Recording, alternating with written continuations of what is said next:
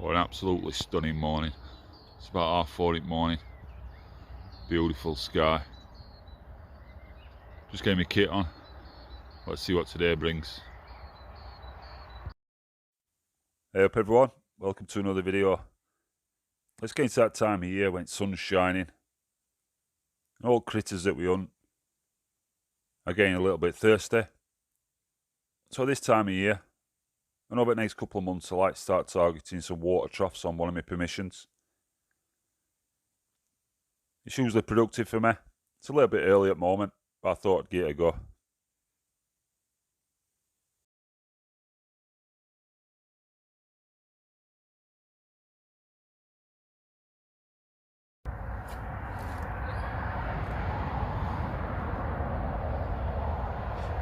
Morning everyone. So it's about 4:30 in the morning, I'd say. I'm all set up, nice and tucked up in hide. You have to excuse traffic, got motorway bang at back of me. Absolutely stunning morning. It's about 15 degrees, feels warmer. So you've seen me do this before. What I'm looking for is wood pigeons getting thirsty now, weather's getting warmer. Hopefully they come visit this water trough. Let's see what happens. So during the morning I saw quite a lot of wonderful sights, and we are privileged as hunters to be out here early. I watched a group of hares, 2 or 3 individuals, and they just kept doing laps and laps at field. An absolute pleasure to see them as usual. At this time of year they are safe, and on this particular permission they are off limits, so it's just a joy to watch them really. After a couple of hours sighting hide, I finally get a little bit of interest. I noticed a flash of white. They were wing bars of a wood pigeon. They'd obviously been off feeding somewhere. Got its belly full. Now it's time for a drink of water. Nice out and long shot. It only took that bird a couple of seconds to expire.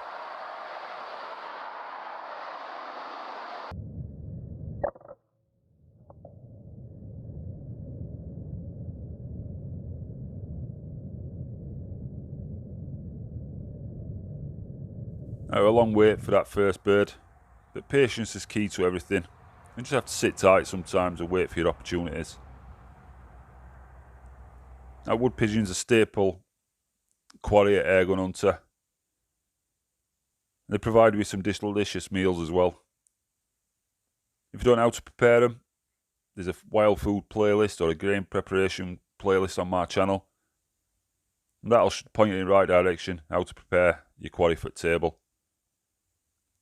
Now this particular permission, there's a lot of crows, a lot of rooks.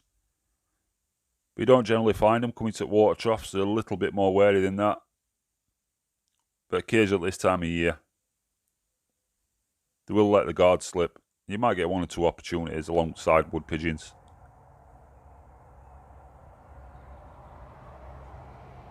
I'm always on lookout. Your eyes are moving left to right, up and down, looking for little glimpses of your quarry. I think about another hour later, another wood pigeon decides to drop in for a drink. A little bit of patience required. High neck shot, and it's another clean kill.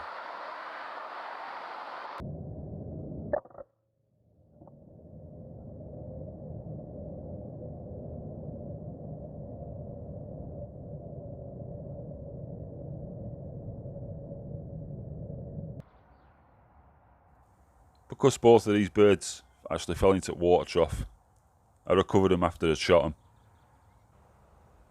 Here I am, just making my way to the trough. It's bang on 30 yards away from my hide. Obviously I put it there for that reason. It's bang on 0. Don't have to worry about hold over, hold under, that kind of thing. You can tell it's been a particularly dry start to the year. Usually it's really difficult to get to this water trough because there's water all around it. But it's bone dry. Makes my life simpler, but Just shows you how climate's changing from time to time. That's 2 in bag. I'd have been pleased with that, if I'm being honest. That's a couple of nice, well, one nice meal for me.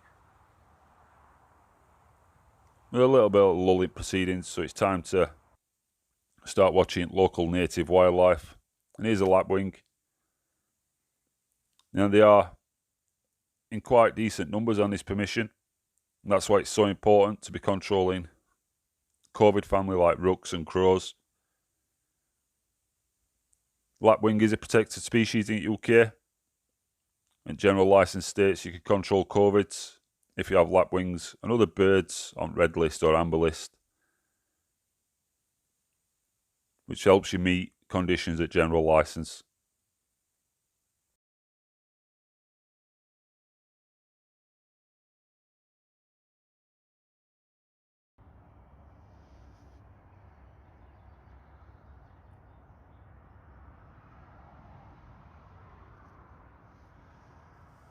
This next opportunity were unexpected. I think I mentioned it a little bit earlier in the video. It's very rare to see any Corvid family want to drop into the water trough area. On this occasion, I had a crow come down. It didn't actually come for a drink, but it did land close enough for a shot.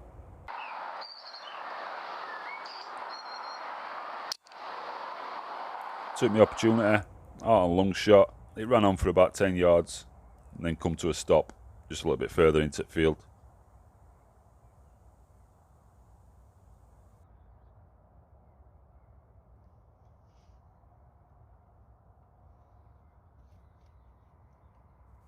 Pest control in early summer protects a lot of species, and on this farm there's a decent population of mallard ducks.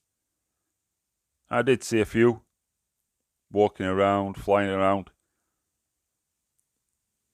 Now, at this time of year, it's important to be controlling corvids and things like that because they do predate on young ducklings. And the ducks on this farm actually are part of a shoot for later in the year.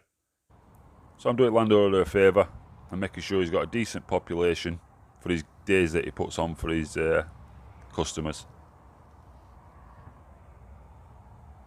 I were just thinking about packing up at this point. I've been at hide about 5 hours. That's usually enough for me sat still. But I noticed this crow come for a drink.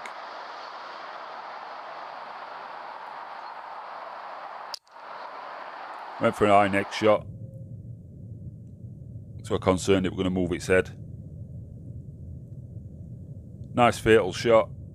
Flew on about 5 yards. And I recovered it not far from water trough.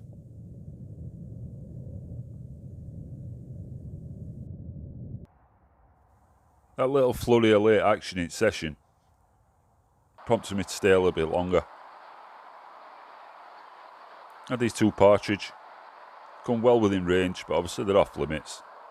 They're not a bird that I'd shoot with air gun. Be nice to see them. I've kept my crosshairs off them, just to show you that I'm trying to be safe and responsible. I didn't have any other recording gear with me other than camcorder, and I put it away at this point, so I thought I'd just film them with ATN.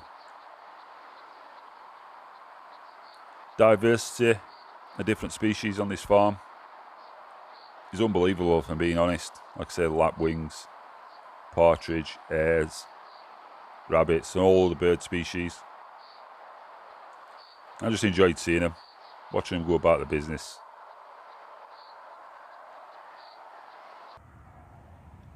It weren't too much longer, another opportunity arises. Just get myself comfy, tuck rifle into the shoulder pocket, start thinking about your breathing, going through motions step by step of what you do to have a successful shot. This time it's a rook. It's up there on target list. Another neck shot, it weren't presenting its head. Problem with neck shots, not lung shots, is birds can react funnily And they do generally fly on or run on for 5 or 10 yards, but they do come to a stop. It just takes a little bit longer than a prime headshot, really. That's another 1/8 bag, and I'm really, really pleased with that. That brought my session to an end. It was a good session for early summer on a water trough. I'd expect it next month when weather starts to get a bit warmer. The bag size will increase.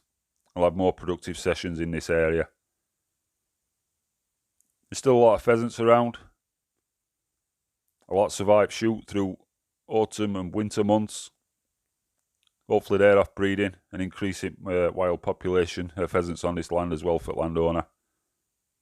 As always, thanks for watching, thanks for the support, and I'll see you next one.